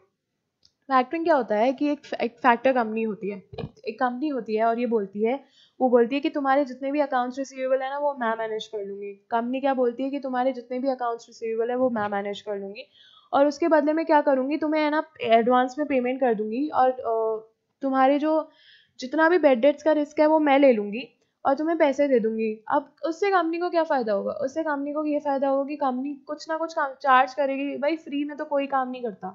ठीक है, तो फैक्टरिंग कंपनी जो कि हमारे बेड डेट्स के रिस्क ले लेगी, हमारे बेड डेट्स के रिस्क ले लेगी, हमारे अकाउंट्स रिसीवेबल को पूरा पे करने के में मदद करेगी। उससे क्या फ़ायदा हो रहा है अपन को कि हमारे सर से एक बोझ हट रहा है। एक कौन सा बोझ हट रहा है कि हाँ डेटर्स कितने दिन में पे करेंगे, क्या करेंगे, कैसे करेंगे, वो सबको अपन को मैनेज नहीं करना। भाई अपन को तो फैक्टरिंग कंपनी को अपने सारे बिल्स दे देना, उसके बदले वो अपन को पैसा दे देगी और उसके बदले में अपन को वो पैसा मिल जाएगा, अपन निश्चिंत। बाकी बेड डेट्स हो रहे हैं, कुछ हो रहा है, कुछ भी वो सामने वाला पे कर रहा है नहीं कर रहा, उससे अपन को कोई लेना देना नहीं है। अपन तो भाई निश्चिंत हो जाएंगे। उसके बदले अपन को क्या करना पड़ेगा, अपन को कमीशन पे करना पड़ेगा फैक्टरिंग कंपनी को।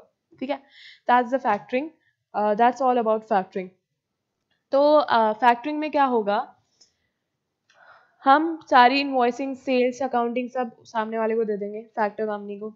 ठीक है, फैक्टर कंपनी हम उस सारे रिस्क को ले लेगी और हमको क्या करेगी, एडवांस में पेमेंट कर देगी। ठीक है, वो होती है फैक्टरिंग। एक इलस्ट्रेशन करते हैं और समझते हैं कि फैक्टरिंग के जो फैक्टरिंग को लेने से हमारे को क्या फ़ायदा पड़ेगा, हमारे बिजनेस को क्या फ़ायदा पड़ेगा, फैक्टरिंग के लेने से हम फ़ायदेमंद हैं या नहीं है हमारे बिजनेस के लिए। The company makes an annual credit sales of 15 lakh. Credit terms are 30 days, but if its debt administration has been poor, an average collection period is 45 days.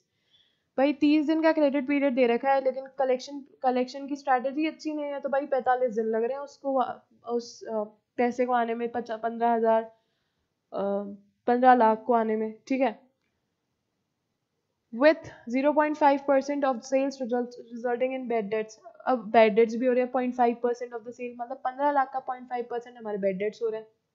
A factor would take on the task of the debt administration and credit checking। Factor ने बोला भाई मैं देख लूंगा, at an annual fees of 2.5% of the credit sales, पर 2.5% credit sales का मैं लूंगा। ठीक है, a company would save 30,000 a year in a administration cost। भाई 30,000 सेव कर लेगी एडमिनिस्ट्रेशन कॉस्ट, अकाउंट्स रिसीवेबल को मैनेज करने का जो भी कॉस्ट है वो सेव कर लेगी कंपनी। ठीक है, the payment period would be 30 days, payment का पीरियड 30 दिन होगा, ठीक है। The factor would also provide 80% of the invoice debt at the interest rate of 14%, 3% over the current base rate, ठीक है। फैक्टर क्या बोल करेगा, 80% अमाउंट अभी पे कर देगा वो हमें एट इंटरेस्ट ऑफ 14%। भाई फैक्टर इंटरेस्ट क्यों चार्ज कर रहा है, ये सोचना पड़ेगा हमें। वो इसलिए चार्ज कर रहा है क्योंकि वो एडवांस में अपन को पैसा दे रहा है, जबकि वो पैसा अपने पास 30 दिन के बाद आना चाहिए था, लेकिन वो फैक्टर हमें अभी प्रोवाइड करवाए तभी वो इंटरेस्ट चार्ज कर रहा है अपन से 14% का, ठीक है। 14% रेट पर एनम है, पर मंथ है, पर मंथ है, पर मंथ है, पर मंथ है, कुछ नहीं दे रखा तो अपन पर मंथ मानेंगे। The company can obtain an overdraft facility to finance its account receivable at over 2.5 base over base rate. Company चाहे तो अब फाइनेंस भी करवा सकती है, ओवरऑल ओवरड्राफ्ट फैसिलिटी भी ले सकती है 2.5% बेस रेट का। बेस रेट क्या है पहले तो ये तो निकालें अपन। बेस रेट क्या है, 3% over the current base rate दे रखा है 14%, ठीक है। जो फैक्टर्स का इंटरेस्ट रेट दे रखा है वो 14% दे रखा है, और ये बता रहा है कि 3% ज़्यादा है वो बेस रेट का, तो अपन बेस रेट निकाल सकते हैं 14 - 3 that is 11%। Base rate is a normal rate, उसके ऊपर 3% में फैक्टर अपन को इंटरेस्ट दे रहा है 14% के हिसाब से, तो बेस रेट हुई 11%। और जो अकाउंट्स रिसीवेबल होगा वो होगा 2.5% over the base rate, that is 2.5% plus 11%, मतलब ओवरड्राफ्ट फैसिलिटी अपन को 13.5% की रेट से मिल रही है। अपन को निकालना है कि फैक्टर सर्विस अपन को लेनी चाहिए नहीं लेनी चाहिए, और अपन ये देख रहे हैं कि अपने जो मंथली रेवेन्यू आ रही है वो कांस्टेंट रेट पे आ रही है। स्टार्ट करते हैं।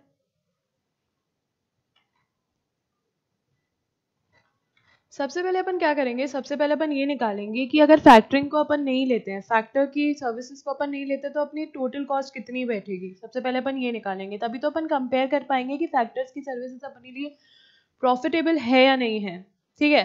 तो सबसे पहले अपन को क्या दे रखा है, अपन को एडमिनिस्ट्रेशन कॉस्ट बता रखा है कि अगर फैक्टरिंग की सर्विसेज लेंगे तो अपनी 30,000 एडमिनिस्ट्रेशन कॉस्ट बचेगा। तो मतलब अभी देखा जाए फैक्टर की सर्विसेज नहीं ली जाए तो 30,000 तो अपने अभी लग ही रहे हैं, ठीक है। और अपन को क्या दे रखा है, अपन को ये दे रखा है कि अगर हम ओवरड्राफ्ट फैसिलिटी ले सकते हैं तो उसको भी फाइनेंस तो करवाना ही पड़ेगा ना अपन को, है ना। कितने दिन की लेंगे भाई, 45 दिन की लेंगे। अभी तो टाइम लग रहा है ना उसको। अभी हमारी मैनेजमेंट इतना खराब है कि 30 दिन क्या क्रेडिट पीरियड को हमें 45 दिन लगते हैं उनसे सब कुछ कलेक्ट करने के लिए। और कितनी सेल है, 15 लाख। तो अपन अभी देख रहे हैं कि अपन को कितनी कॉस्ट लगती है इसको मीट आउट करने के लिए, 15 लाख की सेल्स को मीट आउट करने के लिए। और अपनी जो ओवरड्राफ्ट फैसिलिटी की रेट क्या है 13.5%, अपन ने अभी निकाली थी, ठीक है। और इसमें अपन क्या ऐड करेंगे, अपन बैड डेट रिस्क ऐड करेंगे। तो अपनी अभी टोटल लागत लग जाएगी कि 15 लाख को कमाने के लिए अपने कितनी कॉस्ट लग जाती है। तो बैड डेट्स की रिस्क हुई 0.5% ऑफ 15 लाख। करें कैलकुलेट। सबसे पहले तो ओवरड्राफ्ट फैसिलिटी निकालते हैं, 45 divided by 365 into 15 lakh into 13.5%, and we get 24,966 approx. और बेड डेट्स है 0.5%, 15 लाख का 0.5%, विच इज 7,500। तो टोटल अभी कितनी कॉस्ट आ रही है, अपनी कॉस्ट आ रही है अपनी 30,000 प्लस 24,966 प्लस 7,500, दैट इज 62466, ठीक है। ये अपनी टोटल कॉस्ट आ रही है। अब देखते हैं कि अगर फैक्टर्स की सर्विसेज को लेते हैं तो अपनी टोटल कॉस्ट कितनी बैठेगी, ठीक है। तो फैक्टर अपन को 80% अभी पैसा दे रहा है एडवांस में, तो उसके बदले में वो क्या ले रहा है अपन से, इंटरेस्ट ले रहा है 14% का, क्योंकि वो एडवांस में दे रहा है ना, ठीक है। तो कैसे करें अपन, 80% इंटू सेल्स का अमाउंट कितना है 15 लाख, ठीक है। ये तो अपना सेल्स का अमाउंट आ जाएगा। इनटू क्या करेंगे, इनटू ये क्या इनटू करेंगे अपन 14%।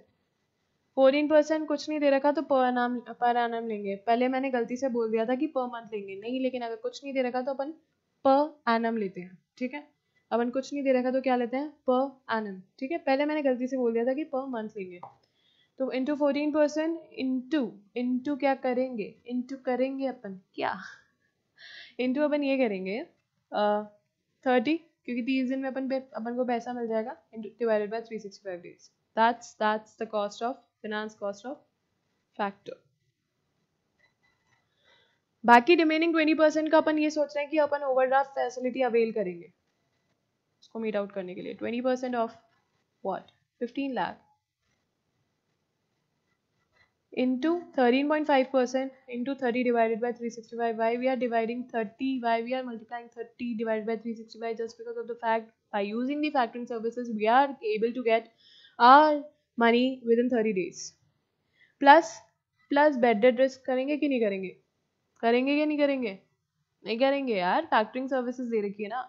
फैक्टरिंग सर्विसेज अगर दे रखी तो बैड डेट रिस्क नहीं करेंगे, कॉस्ट ऑफ फाइनेंस करेंगे. लेकिन अपन क्या करेंगे, डेटर्स को अपन ने सॉरी फैक्टर्स को अपन ने वो दिया तो उसके बदले में वो कमीशन चार्ज कर रहे हैं 2.5% ऑफ सेल्स, तो वो अपन यहाँ पे देखेंगे. ठीक है, ये आ गई अपनी टोटल कॉस्ट. तो कैसे किया, 15 लाख का पहले 80% निकालते हैं, वो होता है 12 लाख, इसका 14% into 30 divided by 365, that is 13808. Okay, 15 lakh का 20%, 3 lakh into 13.5% into 30 divided by 365, which is equals to 3329. ठीक है, अप्रॉक्स. और जो फैक्टरिंग सर्विसेज के कमीशन चार्ज कर रहे हैं तो 15 लाख का 2.5%, that is 37,500 plus 3329 plus 13808 54637. Factoring services लो क्योंकि उससे अपनी जो कॉस्ट जो आ रही है अकाउंट्स रिसीवेबल को मैनेज करने के लिए वो कम आ रही है, क्योंकि पहले अगर अपन फैक्टरिंग सर्विसेज नहीं ले रहे थे तो अपनी कॉस्ट आई थी 62,466, लेकिन अगर फैक्टरिंग सर्विसेज ले रहे तो अपनी कॉस्ट बैठ रही है 54,637. फैक्टर सर्विसेज को लेने के बाद अपनी कॉस्ट इतनी बैठ रही है अकाउंट्स रिसीवेबल की, तो we should take our factoring services cost. आगे बढ़ते हैं, inventory discounting forfaiting and documentary credits. Invoice discounting क्या होता है, सॉरी इन्वेंट्री डिस्काउंटिंग नहीं, इनवॉइस डिस्काउंटिंग क्या होता है कि एक कंपनी है, उन्होंने कुछ इनवॉइसेस, सिलेक्टेड इनवॉइसेस ले लिया और उसको डिस्काउंट करके दे दिया. The difference between the factoring and inventory discounting, invoice discounting is, factoring में क्या हो रहा है, पूरे अकाउंट्स रिसीवेबल फैक्टर ले रहा है, फैक्टर की कंपनी ले रही है, लेकिन इनवॉइस डिस्काउंटिंग में क्या हो रहा है, सिलेक्टेड बिल्स लेते हैं और उसको डिस्काउंट करके देते हैं. ठीक है, तो जिनके क्रेडिट टर्म्स अच्छे होंगे, क्रेडिट रेटिंग अच्छी होगी, उनका ही इनवॉइस डिस्काउंटिंग होती है जनरल मार्केट में. फोरफीडिंग क्या होती है, फोरफीडिंग में क्या होता है, बैंक आता है और बैंक बोलता है कि अकाउंट्स रिसीवेबल हमें दे दो, हम तुम्हें डिस्काउंट करके पैसा दे देंगे. ठीक है, तो forfeiting is a method of finance in which the bank purchases from the company the number of the sales invoices, selected invoices in which the bank purchase, usually obtaining a guarantee of payment of invoices. ठीक है, और documentary credit क्या होता है, documentary credit वो credit होता है जब अपन है ना फॉरेन में ट्रेड करते हैं ना, तब अपन को डॉक्यूमेंट्री क्रेडिट यूज आता है. सो इंटरनेशनल ट्रेड के लिए यूज होता है डॉक्यूमेंट्री क्रेडिट. इसको समझने के लिए हम एक डायग्राम का यूज लेंगे. जनरली क्या होता है, बायर और सेलर क्या है, सेलर जनरली एक्सपोर्टर है. तो बायर और सेलर के बीच में एक पैक्ट होता है जिसमें बोलता है buyer certain amount of goods खरीदता है सेलर से, और उसके बाद वो कॉन्ट्रैक्ट हो गया. कॉन्ट्रैक्ट होने के बाद क्या होता है, just because of the fact कि एक्सपोर्टर को ये डर होगा कि इम्पोर्टर पे करेगा नहीं करेगा, ये सारी चीज़ें होंगी, तो वो उसके बैंक लेता है, बैंक की बैकिंग लेता है, बैंक की वो एक्सेप्टेंस लेता है. ठीक है, कि अगर इन केस ये इम्पोर्टर पे नहीं कर पाया तो बैंक आप पे कर देंगे क्या, कौन से बैंक को बोल रहा है, इशूइंग बैंक को. तो सेलर क्या होता है, इशूइंग बैंक वो बैंक होते हैं जिसमें बायर लोकेटेड है, बायर की कंट्री का जो बैंक होता है वो इशूइंग बैंक होता है. तो इसमें सेलर क्या कर रहा है, सेलर तो खुद जाके बैंक से डील करेगा नहीं, क्योंकि सेलर कोई और कंट्री में है, इशूइंग बैंक दूसरी कंट्री में है. तो सेलर के बिहाफ पे सेलर की जो कंट्री में बैंक होगा वो कम्युनिकेट करेगा इशूइंग बैंक से. सेलर के बिहाफ से जो बैंक होगा वो कम्युनिकेट करेगा इशूइंग बैंक से. सो ये आपको एक समझ में आया अभी केस क्या चल रहा है. ठीक है, तो सबसे पहले क्या होगा, सेल कॉन्ट्रैक्ट होगा, कॉन्ट्रैक्ट साइन होगा between the buyer and the seller. जिसमें certain amount of goods deliver करने हैं एक्सपोर्टर को, ठीक है। लेकिन गुड्स डिलीवर करने से पहले वो क्या करेगा, वो ये करेगा बायर को बोलेगा कि बायर बोलेगा इशूइंग बैंक को कि भाई लेटर ऑफ क्रेडिट दे दो, लेटर ऑफ क्रेडिट दे दो, मतलब एक डॉक्यूमेंट दे दो, क्योंकि अगर मैं पे नहीं कर पाऊंगा तो आप पे कर देंगे, ऐसा वो लेगा। बैंक क्यों पे करेगा, बैंक कमीशन, मोटा तगड़ा कमीशन लेता है बायर से कि उसके बिहाफ पे वो गारंटी दे रहा है, किसको दे रहा है, एक्सपोर्टर को दे रहा है, ठीक है। तो रिक्वेस्ट करेगा क्रेडिट से, बैंक सोच समझ के ये डिसीजन लेता है कि सामने वाले की क्रेडिट वर्थीनेस अच्छी है या नहीं है, ठीक है। बैंक अगर असेस करता है क्रेडिट वर्थीनेस, बैंक को लगेगा कि नहीं बायर सही है यार, सही इंसान है, ठीक है, तो वो क्या करेगा, क्रेडिट सेंड कर देगा, ठीक है, वो लेटर ऑफ क्रेडिट इशू कर देगा। तो लेटर ऑफ क्रेडिट आ गया किसके पास, एक्सपोर्टर बैंक के पास। अब एक्सपोर्टर बैंक क्या बोलेगा, करेगा एक्सपोर्टर से डॉक्यूमेंट्स मंगाएगा ताकि वो मैच कर पाए लेटर ऑफ क्रेडिट जो मिला है और उसकी डॉक्यूमेंट्स जो है वो मैच कर पाए। तो उससे क्या करेगा, वो लेटर ऑफ क्रेडिट की डिलीवरी उसको देगा और उसके डॉक्यूमेंट्स मंगवा लेगा, ठीक है, उससे वो डॉक्यूमेंट्स मंगा लेगा ताकि वो चेक कर पाए। तो डॉक्यूमेंट्स उसके पास आ गए, उसको लगा सही डॉक्यूमेंट्स है, तो वो सारे डॉक्यूमेंट्स किसको दे देगा, इम्पोर्टर बैंक को। एक्सपोर्टर बैंक सारे डॉक्यूमेंट्स किसको दे देगा, इम्पोर्टर बैंक को। और इम्पोर्टर बैंक वो डॉक्यूमेंट्स को रखेगा, इम्पोर्टर बैंक वो डॉक्यूमेंट्स को रखेगा, ठीक है। उसी दौरान क्या होगा, डॉक्यूमेंट्स देने से पहले सेलर सेल कर देगा गुड्स को, एक्सपोर्टर को। डॉक्यूमेंट्स देने से पहले एक्सपोर्टर को वो गुड्स सेल कर देगा ताकि वो मैच कर पाए एडवाइजिंग बैंक की वो सही क्वांटिटी सेल हुई है नहीं हुई है। उसके बाद वो सारी चीज़ें वो इशूइंग बैंक को दे देगा, इशूइंग बैंक वो डॉक्यूमेंट रखेगा एक्सपोर्टिंग का, वो सेल का कॉन्ट्रैक्ट वो खुद के पास रखेगा और वो क्या करेगा, वो प्रेजेंट करेगा बायर को कि भाई मैंने तेरे कहने पे लेटर ऑफ क्रेडिट इशू किया, अब तू पेमेंट कर दे क्योंकि मैंने तेरे बिहाफ पे पेमेंट कर चुका हूँ, क्या करूँगा फ्यूचर में। तो या तो तू मुझे उतना पैसा दे दे ताकि मैं ना एडवाइजिंग बैंक को दे दूँ, एक्सपोर्टर के बैंक में पैसा जमा करा दूँ, नहीं नहीं तो तू है ना ऐसा कर, तू इतना पैसा दे दे, नहीं तो नहीं, अगर तू नहीं दे पा रहा तो अभी मैं दे देता हूँ तेरे बिहाफ में, लेकिन तू फ्यूचर में मुझे पैसा पे करेगा। तो ये होता है लेटर ऑफ क्रेडिट का प्रोसीजर। तो लेटर ऑफ क्रेडिट क्या करेगा, इंटरनेशनल ट्रेड में मदद करता है ताकि एक्सपोर्टर रिस्क फ्री हो जाए कि हाँ भाई उसको पैसा मिलेगा उसके गुड्स का, क्योंकि इंटरनेशनल ट्रेड है ना, इंटरनेशनल ट्रेड में क्या होता है, गारंटी नहीं होती ना कि पैसा आएगा या नहीं आएगा, इसलिए लेटर ऑफ क्रेडिट अपन इशू करते हैं, दैट इज डॉक्यूमेंट्री क्रेडिट। आगे बढ़ते हैं, एक्सपोर्ट क्रेडिट इंश्योरेंस। जैसे क्या होगा कि अपन ने बहुत सारे तरीके देखे कि है ना अपन कैसे, मतलब जैसे एक तरीका लेटर ऑफ क्रेडिट है, एक तरीका है कि आप एक्सपोर्ट जो कर रहे हो ना उसको आप इंश्योर करवाने के बाद फिर एक्सपोर्ट करो।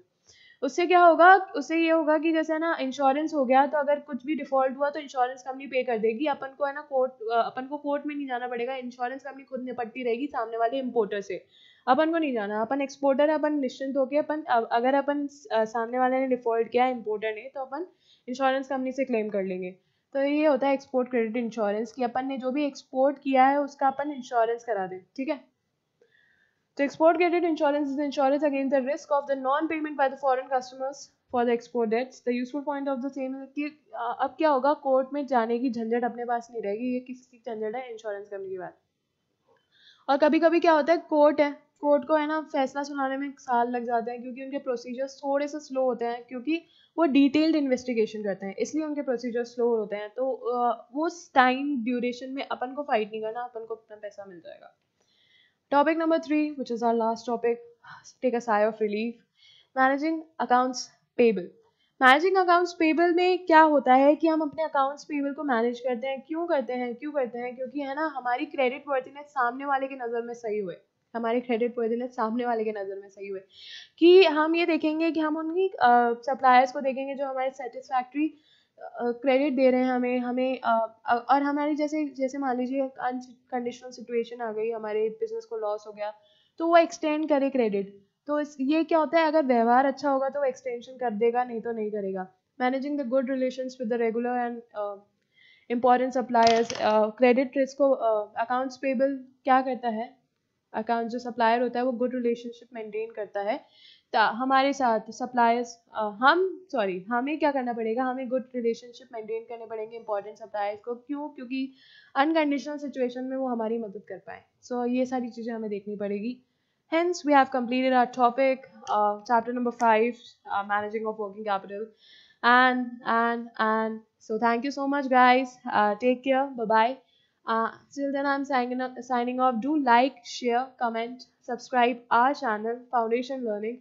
And कुछ भी चीज़ समझ में नहीं आई हो तो प्लीज़ हमें प्लीज़ कमेंट बॉक्स पे कमेंट कीजिएगा. हम जल्द ही जल्द आपकी क्वेरीज को सुलझाने में मदद करेंगे.